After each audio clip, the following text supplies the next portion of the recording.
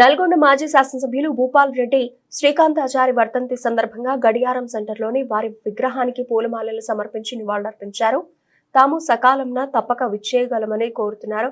అలాగే KBR camp కార్యాలయం నల్గొండ. మళ్ళీ కేసీఆర్ గారి నాయకత్వం రావాలి, మళ్ళీ అమరవీరులు కోరుకున్నటువంటి తెలంగాణని ముందుకు తీసుకుపోవాలి. ఆనాడు చంద్రశేఖరుడు పాలన ఏ విధంగా కొనసాగిందో మళ్ళీ ఈ చంద్రశేఖరుడి పాలన మళ్ళా కొనసాగాలి.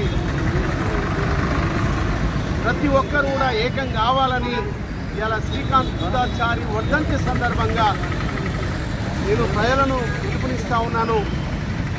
ప్రజలు కూడా సమైక్యంతో మరి ఓర్పుతో మోసాలను అరికట్టి బీఆర్ఎస్ పార్టీ గులాబీ జెండాకు మద్దతు పలకాలని మరి అలా శ్రీకాంతాచారి వర్ధంతి సందర్భంగా మనస్ఫూర్తిగా నిండు మనసుతో కోరుతా ఉన్నారు. తెలంగాణ రాకపోతే తెలంగాణ సమాజం అంతా ఇంకా నష్టమైంది. ఆంధ్ర పాలకుల చేతుల్లో, కాంగ్రెస్ పాలకుల చేతుల్లో నలిగిపోతున్న ఈ తెలంగాణ రాకపోతే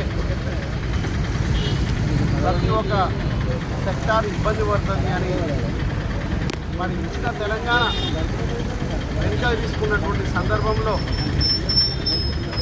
ప్రాణాన్ని కూడా లెక్క చేయకుండా ప్రాణాన్ని కాల్చుకొని మళ్ళీ ఉద్యమానికి ఒక పునాది పోసినటువంటి శ్రీకాంతాచారి ప్రాణత్యాగం, అమరవీరుల ప్రాణత్యాగం మరి రెండో దశలో ముగిసిన రేగిన మన ఉద్యమం మరి అదే కేసీఆర్ గారి నాయకత్వంలో